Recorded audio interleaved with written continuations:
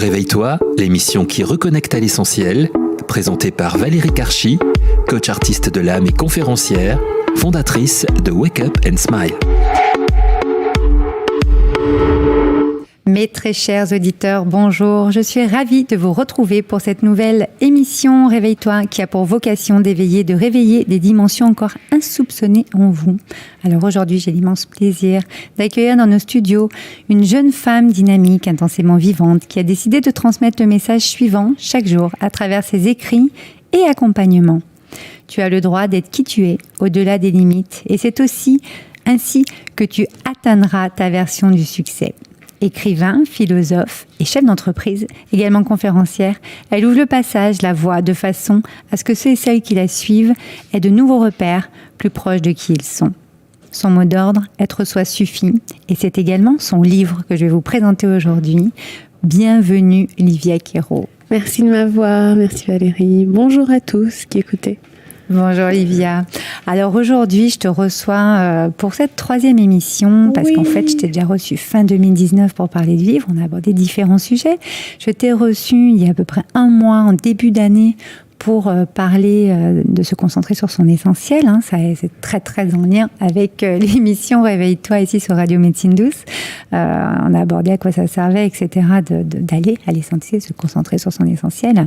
Et dans cette émission aujourd'hui, moi j'avais envie qu'on parle un petit peu de nos activités, un petit peu plus. Alors comme tu le sais, on en a déjà parlé, comme nos auditeurs le savent, c'est un petit peu mon empreinte. J'estime que nous n'avons pas de vie pro et de vie perso, on a une vie personnelle avec des activités, activités qui peuvent être rémunératrices, culturelles, sportives, enfin plusieurs types d'activités.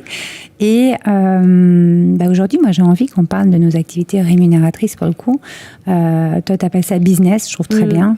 Et de la vente, parce qu'en fait, le titre de cette émission, c'est « La vente, c'est de l'amour ». Ouais. Et j'ai envie qu'on parle de ça, parce qu'on t'en parle dans ton livre « Être soi suffit, créer sa vie en étant soi ». Tu as un business qui est vraiment très inspirant. Moi, je te suis depuis plusieurs années. Tu as vraiment des programmes qui touchent beaucoup de monde et qui contribuent énormément à transformer la vie des gens de différentes façons. Donc merci à toi, Livia. Vraiment. Ça me touche, merci. Et en fait, moi j'avais envie de te poser cette première question. Alors ça ne sera pas la question rituelle puisque tu l'as déjà eue, mais c'est une question qui va avec le fait de prendre conscience, de se réveiller. C'est comment tu as pris conscience de ça, que la vente c'est de l'amour? Comment j'ai pris conscience de ça? Est-ce qu'il y a eu un moment Je pense que c'était... Alors, je ne me rappelle pas d'un moment précis, mais je pense que c'était probablement en réaction avec beaucoup de choses que je voyais dans le marketing classique qui me correspondaient, mais alors tellement pas. Et j'ai une règle qui est que je ne fais pas aux autres ce que je ne veux pas qu'on fasse à moi-même, tu vois. Oui. Et en marketing, il y a beaucoup de choses que je ne voudrais pas qu'on me fasse à moi. En partant des pop-ups sur les sites internet aux emails de vente à outrance, enfin voilà, j'ai pas de pop-up sur mon site normalement. C'est vrai, t'en as pas. Ouais. Je crois pas. Et en fait, c'est vrai que quand j'ai commencé, il y a beaucoup de règles que je voyais, de comment il fallait faire, etc. Et un jour, j'ai décidé de mettre ces règles de côté. Et quand j'ai commencé à travailler sur mon propre rapport à l'argent, tu vois, j'ai fait un gros travail dessus. C'est un travail que je ferai probablement toute ma vie parce que c'est un sujet de ma vie. J'ai vu qu'en fait, je sais pas comment expliquer, mais c'est que je peux pas demander de l'argent à des gens si on n'a pas d'amour entre nous, tu vois. Il y a un côté, pourquoi ils me le donneraient? Ouais. Tu vois, c'est donc je peux pas te dire un moment précis, mais c'était en travaillant sur moi, je me suis dit, tu vois, voilà, il y a un moment où je me suis dit, mais attends, parce que c'est quoi le cercle en fait? C'est qu'est-ce qui se passe? Moi, Livia, je crée quelque chose qui est plutôt chouette. Je crée un programme ou je crée un bouquin. Toi, tu en as besoin, potentiellement. Pour l'avoir, tu me donnes de l'argent. Donc, je te donne de l'amour parce que je te donne ce que j'ai créé avec beaucoup d'amour. Tu me donnes de l'amour parce que ton argent représente du temps et de l'énergie que tu as passé à souvent travailler et faire des choses. avec cet argent qui a circulé entre nous, qu'est-ce qui se passe? Moi, Livia, je peux payer mon équipe, je peux payer ma vie, je peux continuer d'inspirer des gens, je peux payer mon iPhone, très concrètement. Je peux qui payer... t'inspire tous les jours sur Instagram. C'est clair, parce que il y a eu un moment où mon iPhone était en panne, et je peux vous dire que beaucoup de gens ont souffert. Et heureusement, j'ai pu et c'était très drôle cette période, parce que j'ai pu le remplacer vite fait, parce que je vendais un programme qui était pile au prix de l'iPhone. Donc, avec une vente, j'ai acheté mon iPhone cash. Donc, c'est très concret. Ah, mais synchronicité, il n'y a pas de hasard. Et ça va au-delà, parce que moi, je reçois de l'argent, donc je le dépense dans des choses qui sont juste pour moi. Mais tu vois, je suis quelqu'un qui n'est pas quelqu'un qu'on voit partout. Je suis une femme noire dans la trentaine, tu vois. C'est pas moi que tu vois dans la télé. Et donc, si quelqu'un comme moi a une puissance financière, je peux faire une différence dans le monde. Voilà. Pour les femmes, dans un premier temps, c'est mon premier public, et aussi pour les personnes de couleur, tu vois, et aussi pour les personnes qui ne sont pas hétérosexuelles. Enfin, tu vois, pour des personnes qui n'ont pas la représentation qu'elles mériteraient. Et donc, tu vois, cet argent qui circule, c'est pas n'importe quoi. Il a quand même un impact. C'est-à-dire que si tu me le donnes, tu fais confiance à comment je vais le dépenser et ce que je vais en faire. Et toi qui m'as donné de l'argent avec le programme que je t'ai offert, qu'est-ce que tu vas faire? Tu vas sûrement transformer ta vie. Tu vas aller apporter de l'amour dans la vie des gens. Tu vas aller faire des choses qui te font du bien. Tu vas apporter de l'amour déjà en toi, tu vois. Et pour moi, il y a un cercle hyper vertueux. Donc si on part pas sur l'amour, on part sur quoi? Comment je peux créer ce cercle si je t'ai arnaqué, ou si je t'ai menti, ou si je t'ai pas bien traité, tu vois? Ouais, ou forcé à ou si je t'ai forcé à acheter. Parce qu'il y a beaucoup de... c'était hier... avant-hier, je faisais un live et quelqu'un m'a demandé comment je convainc quelqu'un d'acheter à mon prix. Je fais, mais jamais tu convaincs quelqu'un d'acheter à ton prix. Ça, c'est clair. C'est n'importe quoi, ça. C'est pas du consentement, ça. Tu vois? Comment tu vas convaincre quelqu'un de se marier avec toi? Ouais, c'est clair. C'est un petit peu de la manipulation, attention. Mais c'est ce qu'on fait. Ils vont appeler ça persuasion en marketing. Et par moment, la persuasion peut être dans l'amour, tu vois. J'ai des amis qui sont copywriters et qui font ça très bien. Bien sûr. Tu vois, il n'y a pas de souci. C'est-à-dire qu'ils vont te faire voir ce qui est important. En fait, le travail que je fais, par exemple, dans une page de vente, tout mon travail, c'est que tu arrives à reconnaître que c'est pour toi. Et que si c'est pour toi, tu achètes. Et que si c'est pas pour toi, t'achètes pas. Donc là, oui, tu vas avoir un petit peu de persuasion. Par contre, je convainc pas les gens d'acheter chez moi, ça va pas ou quoi? Parce que le moment où tu as convaincu la personne d'acheter chez toi et qu'après elle est pas contente, voilà. C'est ta faute. Et je l'ai fait par le passé. Je dis pas que je suis pas toute blanche, hein. J'ai fait plein d'erreurs de marketing, tu vois. Il y a des moments où j'ai surpromis, il y a des moments où mon marketing était tellement bon que des gens achetaient alors que c'était pas pour eux, tu vois. Donc je parle pas d'une base de je suis experte ou j'ai toutes les réponses, c'est pas du tout ça. C'est au contraire, j'ai fait plein de bêtises et je me suis pris les conséquences, tu vois. Et aujourd'hui, je vois que c'est hyper important d'avoir cette intégrité, d'être dans l'amour. Alors, est-ce que je suis dans l'amour quand je le fais? Parce que si je suis pas dans l'amour, il y a un retour de bâton, tu vois. Et c'est très facile pour moi de dire aux gens d'acheter avec ça. Parce que là, je lance un programme, on a fini le lancement hier. Et quand je leur dis, je leur explique, quand vous me donnez de l'argent pour ce programme, 1 000 euros, 1 500 euros, voici ce qui se passe avec. Et il y a tout mon amour dedans. Donc, vous l'achetez pour vous. Vous l'achetez pour moi aussi. Et il y a des gens qui achètent chez moi pour me soutenir. Ils achètent pas à 10 euros. Des fois, ils achètent. Il y a quelqu'un qui m'a acheté un programme à 1 500 euros. C'est parce que je t'aime, Olivia, et que je veux te soutenir. Ok. J'espère qu'il va t'aider. Tu vois, et ça, c'est oui, on le fait en tant que don dans des associations. C'est la même chose. Et donc, tu vois, pour moi, si on essaie, et c'est un chemin, je dis pas que je suis experte dans ça, comme je disais tout à l'heure, c'est un chemin d'apprentissage. Comme on apprend dans les relations amoureuses, on apprend dans les relations avec nos clients.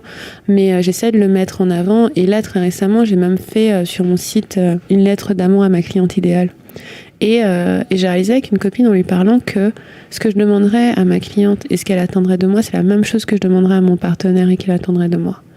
Tu vois, c'est qu'on s'aime, c'est que je veuille ton bien, c'est que tu veuilles le mien, c'est que je te prenne comme tu es, c'est que j'ai pas d'attente envers toi.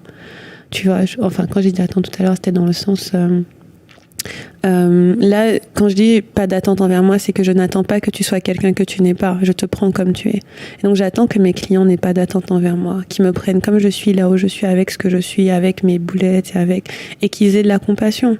Parce que ça, c'est un truc qui manque aussi parfois, c'est que comme tu as acheté un produit, tu te dis, comme j'ai mis mon argent, alors j'ai entendu ça je l'entends plus du tout dans mon business aujourd'hui. Ça n'existe plus dans mon business. Mais par le passé, j'avais, c'est moi la cliente, j'ai mis mon argent, alors j'attends et je dis non. C'est pas comme ça chez moi. Tu vois, il y avait une femme, désolée, je pars en tangente, mais j'avais une femme dans un groupe qui avait été très désagréable avec une autre membre du groupe. Et je lui ai dit, tu t'en vas. Elle m'a dit, mais j'ai payé. Je m'en fiche, je te rembourse, mais tu peux pas rester. Parce que tu as trahi la confiance, en fait. Et c'est tout. Et c'est pas parce que tu es mon client que je vais pas te dire, comme dans une relation, c'est pas parce que je suis mariée avec toi que je vais pas te dire la vérité.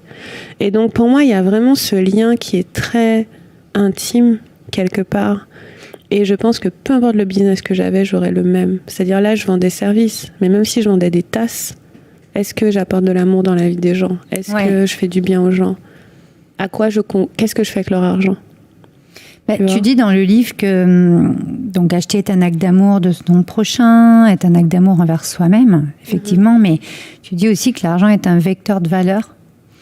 Moi, je suis complètement d'accord avec ça. J'aimerais le mettre en exergue justement dans l'émission parce que tu dis une phrase, je vais peut-être la lire, finalement, ça peut être sympa. Ne pas proposer ce produit serait priver ton client de la possibilité d'améliorer sa vie. Parce qu'en fait, tu poses la question. Parce qu'en fait, effectivement, comme tu le dis si bien, le fait de contribuer donc avec le projet, avec les services, avec les programmes que tu peux proposer, le livre, etc., tu as ta part de contribution au monde à ce moment-là. La personne qui va se transformer ou qui va venir prendre un enseignement ou une inspiration, tout simplement, on n'est pas obligé de prendre des leçons à chaque fois, c'est vraiment un enseignement ou une inspiration en principe, va de toute façon contribuer au monde à sa façon après de l'autre côté. C'est comme quand vous écoutez cette émission, automatiquement vous allez peut-être en discuter avec quelqu'un juste dans 2 heures ou dans le week-end ou prochainement et ça sera votre contribution. Des fois c'est une phrase, c'est un mot et puis ça fait boule de neige et notre monde peut comme ça un petit peu se modifier au niveau de la vibration de l'amour pour le coup puisqu'on est vraiment là-dessus. Et l'effet il est fou. Vous réalisez pas, moi je fais un live ou un programme, après la personne qui va le voir va aller en parler à son conjoint, qui va en parler à son patron. Enfin voilà, et on peut pas savoir. Et je pense que c'est une bonne phrase que tu as retenue parce que je fais souvent la distinction entre la modestie et l'humilité. Ah, très bien. Ouais, à être trop modeste, franchement on fout la merde en fait. Je suis désolée, je dis des gros mots, pardon, mais c'est sorti tout seul.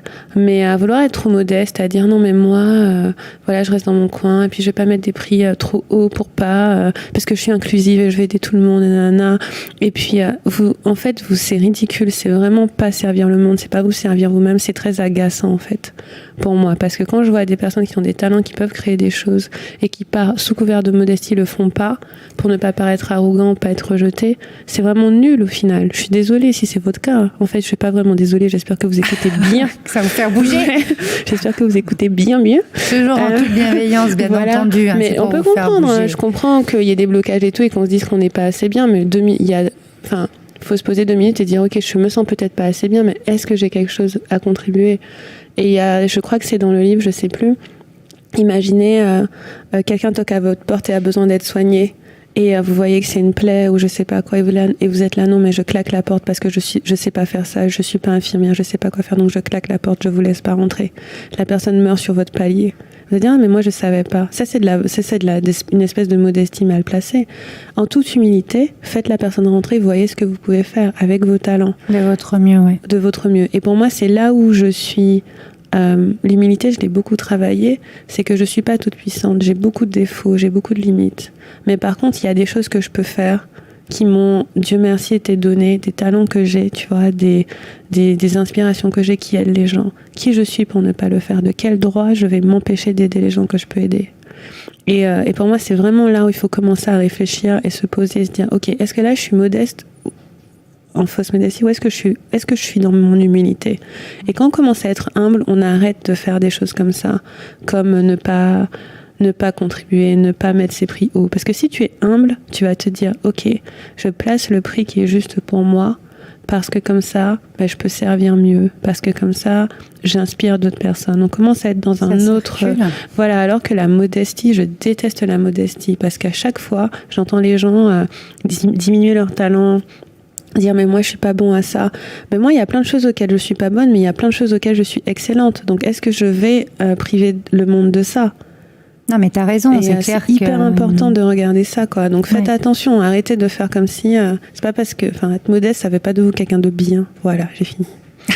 Non, mais c'est vrai que pour boucler cette petite thématique modestie, humilité, effectivement, l'humilité, on est quand même sur notre humanité finalement. Hein. Donc effectivement, bien sûr qu'on peut faire des erreurs, bien sûr qu'on peut ne pas faire le truc parfaitement. De toute façon, la perfection n'existe pas. En tout cas, on fait ce qu'on peut de son mieux à ce moment-là, à ce moment T ici et maintenant.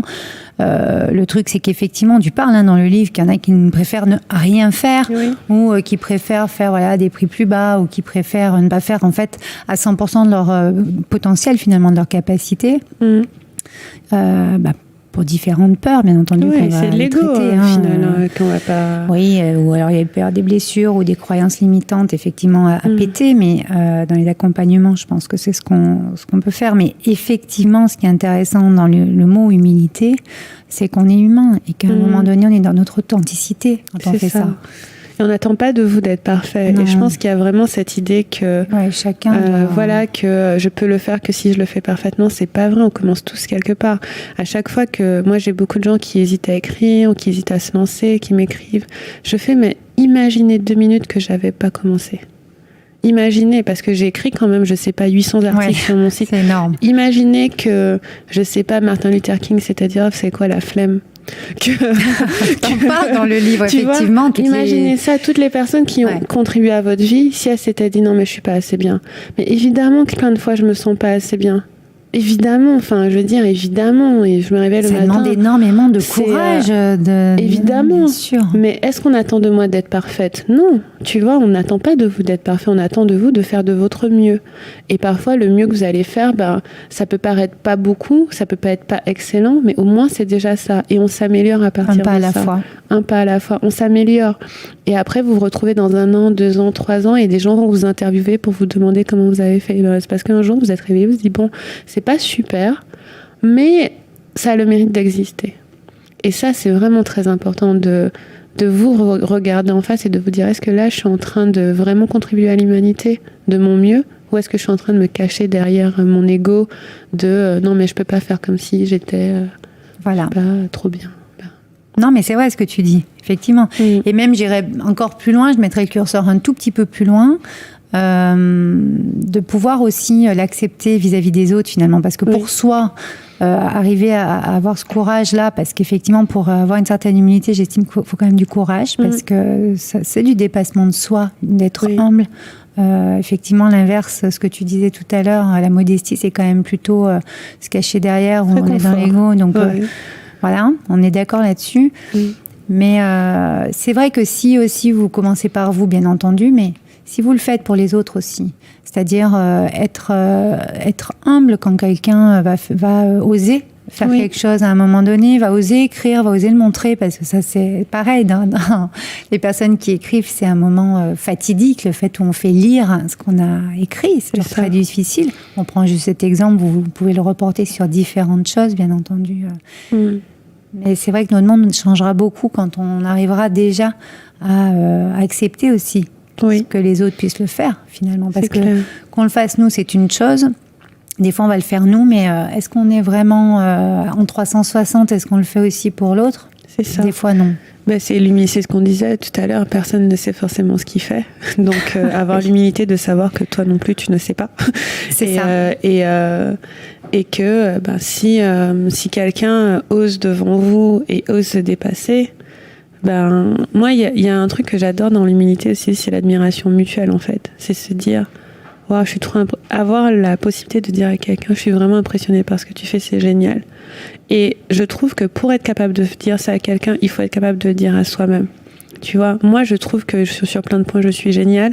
Et c'est cette sécurité-là qui fait que quand je vois quelqu'un faire un truc bien, je peux lui dire, waouh, je suis impressionnée. Ou franchement, continue. Ou franchement, avance, tu vois. Mais quand on n'est pas en train de faire soi-même, et quand on n'est pas en train de se dire ça à soi-même, c'est beaucoup plus difficile de le dire aux autres. On n'est pas dans cette dimension, c'est ça. Finalement. Donc, vous pouvez en étant humble, c'est-à-dire en disant, moi, j'ai fait ma part, j'ai fait ce que je pouvais avec les talents que j'avais. On reconnaît les talents des autres aussi. Ça, c'est vraiment bien. Oui. Merci, Livia, c'est très beau. Oh, je t'en prie. Alors, on va continuer parce qu'en fait, tu as plein d'exercices. Tu appelles ça à toi de jouer dans le livre. Je vous inviterai à aller les voir. Je mettrai le lien dans le descriptif. Tu as un exercice où tu demandes qu'est-ce qu'on veut dire au monde. J'ai adoré cet exercice. C'est vraiment le message qu'on veut transmettre. Je trouve qu'il insuffle beaucoup de choses. Parce qu'en fait, à ce moment-là, tu donnes une recette pour gagner de l'argent en étant soi-même, etc. Mais quand on parle de message qu'on délivre au monde, parce que pour moi, chacun a son message à délivrer au monde de façon unique. C'est pas parce qu'on écrit un livre qu'on va l'écrire de la même façon, qu'on va dire la même chose, qu'on a la même vibration, etc. Et donc, automatiquement, t'as la force de la responsabilité qui arrive. Oui. Et en fait, ça, je veux vraiment qu'on l'aborde aujourd'hui parce que c'est une responsabilité, c'est un engagement envers soi-même, que d'avoir le courage de délivrer son message, d'avoir le courage de vraiment savoir quel message au fond de soi, de sa raison d'être dont tu parlais. Alors, je ne sais pas si c'était dans cette émission ou pas, mais en tout cas, il y en a qui appellent ça mission de vie, il y en a qui appellent ça... Enfin, il y a énormément de noms aujourd'hui là-dessus. En tout cas, moi, dans ma façon de voir, dans ma vision du monde, on a un message unique à transmettre de différentes façons, bien entendu. Oui. C'est toujours, il est rallié par différents projets, différentes créations, j'appelle ça. Et donc, automatiquement, la responsabilité d'avoir ce choix conscient. Voilà, j'aimerais qu'on en discute un petit peu. Oui. Parce que c'est quand même super important. J'avais noté un petit passage du livre, si tu veux, je peux le dire. Oui. Avec plaisir. Attends, je l'attrape. Tac, tac, tac. Cette idée se trouve au cœur de ce livre, donc la force de la responsabilité. Rappelle-toi, nous avons chacun un message à partager et un ensemble de talents qui nous permet de le porter. C'est notre responsabilité de le faire. Si on s'abstient, personne n'agira à notre place. Et tu parles donc à ce moment-là que tu avais rencontré une femme à une conférence, qu'à ce moment-là tu étais encore dans ton job à Londres, et qu'en fait toi tu lui disais qu'en fait ce que tu voulais toi c'était juste écrire en fait finalement, donc tu ne le faisais pas. C'était il y a combien de temps? 6 ou 7 ans? C'était il y a longtemps. Cette conférence c'était il y a au moins 7 ou 8 ans. Je me rappelle très bien. Et en fait, je peux dire un peu ce qu'elle t'a dit, parce que tu partages l'anecdote dans le livre. Il y a plein d'anecdotes comme ça, c'est trop génial. Toi, tu lui dis ça et en fait, elle te répond, un conférencière, oui, mais enfin, qu'est-ce que tu attends, en fait, pour donc écrire finalement, parce que c'est ce que tu veux. Et en fait, elle te disait que ce que tu fais est irresponsable, parce qu'en fait, toi, tu disais, mais elle te donne une petite anecdote. À cause de toi, un enfant peut mourir de soif en Afrique. C'est clair. Et alors ça, j'ai adoré, parce qu'en fait, à ce moment précis, tu dis dans le livre, je ne voyais pas le rapport entre moi et ce malheureux. C'est clair. Donc effectivement, moi non plus, là, quand j'en étais là dans le livre, je n'ai pas compris. Et puis au fur et à mesure, tu as compris. Et je vais donner quand même la petite anecdote, parce que c'est quand même, vous voyez, chaque détail compte en fait. C'est ce qu'on est vraiment en train de dire dans cette émission, et que c'est que de l'amour. Tu mets, aujourd'hui peut-être qu'en écrivant, je donne la force à quelqu'un de se lancer dans un projet humanitaire, ou peut-être que par petite propagation, si je donne un message positif, quelqu'un le transmet, et ainsi de suite. C'est l'effet papillon. C'est ça. Et quand elle m'a dit ça, j'étais là, mais n'importe quoi. Et j'étais choquée. J'ai vraiment... parce que... je dirais, aujourd'hui, si j'aurais créé le livre, j'aurais pas dit en Afrique, j'aurais mis un pays, parce que je pense à tous mes amis africains qui en ont un peu assez de... Bah oui, voilà. Tu m'étonnes. Donc j'aurais choisi un pays. Je le précise juste. Mais tu vois, quand elle m'a dit ça, j'ai pris une claque. J'avais jamais pensé à ça comme ça. Je me voyais comme pauvre victime qui pouvait pas faire ce qu'elle avait envie de faire. Tu vois le pas de côté là, le changement de perspective que les gens peuvent te faire. Elle m'a fait une claque. Elle m'a dit c'est irresponsable. Et je le dis maintenant aux gens, c'est irresponsable. Je suis d'accord. C'est vrai, c'est un manque de responsabilité totale que de dire j'ai envie de faire quelque chose et de pas le faire. Qui t'empêche? C'est pas moi qui t'empêche. Tu vois, c'est qui concrètement t'empêche là dans les faits de faire ce que tu as envie de faire. Et il y a vraiment une propension à se victimiser dans cette idée que mais j'y arrive pas, mais c'est trop dur et tout. Mais j'en ai rien à faire. C'est pas mon problème. C'est-à-dire que je déteste les excuses.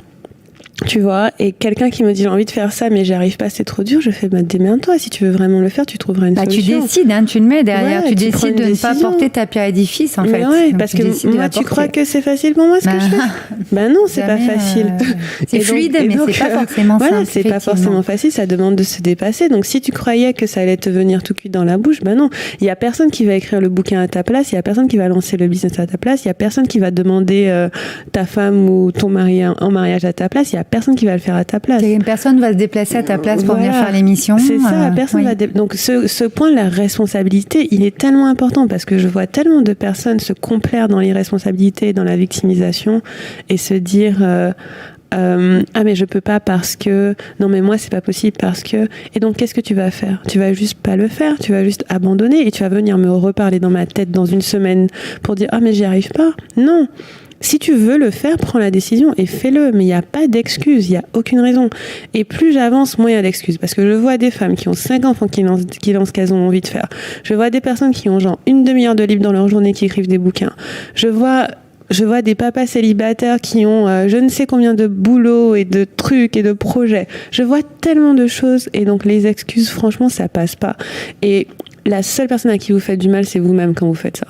Quand vous dites je peux pas, j'arrive pas, c'est trop dur, la vie ne me permet pas c'est trop difficile. Il y en a qui se complaisent là-dedans, j'ai l'impression, parce que notre monde change beaucoup. On a quand même des possibilités maintenant. Ouais, et j'ai envie de dire, si tu veux pas, laisse tomber, c'est pas grave. Mais la seule personne qui en souffre, c'est toi. Et c'est très dommage parce que tu aurais pu aider d'autres gens. Mais après, si c'est trop dur, qu'est-ce que tu veux que je te dise? Tu vois, je vais pas t'aider. Et pour moi, il y a ça. Et c'est différent de dire, ok, j'ai envie, mais alors j'ai telle difficulté à dépasser, etc. Ça, il n'y a pas de souci. J'ai rien contre les gens qui ont envie et qui ont du mal. Parce que parfois, tu as du mal. Mais par contre, dire, je ne peux pas parce que, si quelqu'un me dit ça, de toute façon, la conversation est finie. Je suis si tu peux pas, tant pis. C'est pas grave. C'est la vie, ça. Ouais, c'est sûr que ça commence mal. Après, il y a besoin c'est un cheminement. Parfois, à ce moment-là, on peut pas. Et puis, il y a que toi que tu fais souffrir quand t'es pas responsable de ta propre vie. Ouais. Et puis, je pense que nous, par exemple, des personnes comme nous, on inspire justement à faire bouger ça dans le sens où, par une phrase, par un mot, par un livre, par un post, par un texte, ça va commencer à faire bouger des petites choses qui vont avoir des répercussions peut-être dans 2 jours, 6 mois ou 3 ans. Mais mis bout à bout, souvent les personnes après arrivent à quand même à prendre cette responsabilité. Ça m'a mis du temps après cette conférence pour prendre la responsabilité. Je pense que j'ai bien mis 1 an et demi à quitter mon job. Mais j'avoue qu'aujourd'hui, quand je me dis je peux pas faire... Enfin déjà, je me dis plus ça. Non. Je me dis ok, je veux faire ça, je le fais. Ou je pose l'intention que ce sera fait. Voilà. Maintenant, ces jours-ci, c'est plus trop moi qui fais. Tu vois, c'est l'univers qui fait son travail et moi, je fais l'action nécessaire au monter. Mais je me dis, il y a mais t'as ton envie qui pousse quand même. J'ai envie de faire ça, aussi. l'intention est posée, ce sera fait. Il n'y a pas de je peux pas. C'est pas possible. Ça n'a pas de sens. Très bien, Livia. Mais écoute, t'as une petite astuce, un petit conseil, une inspiration à nous donner pour essayer d'y arriver, de switcher un peu? Ne dites plus jamais je peux pas. Sauf si vous pouvez physiquement pas, c'est-à-dire vous n'avez pas de bras pour écrire, je sais pas. Mais même là, il y a beaucoup de solutions. Mais ne le dites juste plus jamais. Parce que c'est souvent, j'ai pas le temps, tu sais. Dites, je veux faire ça, je vais me donner les moyens. C'est tout. Moi, c'est ce que je me dis. Je te dis, je veux écrire un bouquin, je vais me donner les moyens. Je veux trouver l'homme de ma vie, je vais me donner les moyens. Je veux gagner tant par mois, je vais me donner les moyens. Je veux trouver une maison, je vais me donner les moyens. C'est tout. C'est tout. On crée sa réalité. Tout est possible. C'est quand même tout est possible. Donc, changez votre discours et ça va avoir un gros impact déjà. Exactement. Mais écoute, Livia, je pense qu'on a quand même fait un bon tour. Ouais. Au niveau de ton actu, donc on peut te suivre sur Instagram. Sur Instagram, vous pouvez me suivre sur mon site. Et il est très probable qu'au moment où cette émission passe, j'ai publié un autre bouquin. Donc peut-être pas le tome 2 du roman, mais j'ai un autre livre qui est une série d'essais sur l'amour, justement. Et je pense qu'il est très bien. Écoute, on mettra le lien, comme ça on retrouvera tout ça juste en bas de la description. Et puis n'hésitez pas à vous abonner à sa newsletter. Il y a un courrier à 7h tous les matins. 7h tous les matins avec le café. Avec le café qui arrive, qui est très très inspirant et qui peut en inspirer plein d'autres autour de vous une fois que vous l'aurez lu.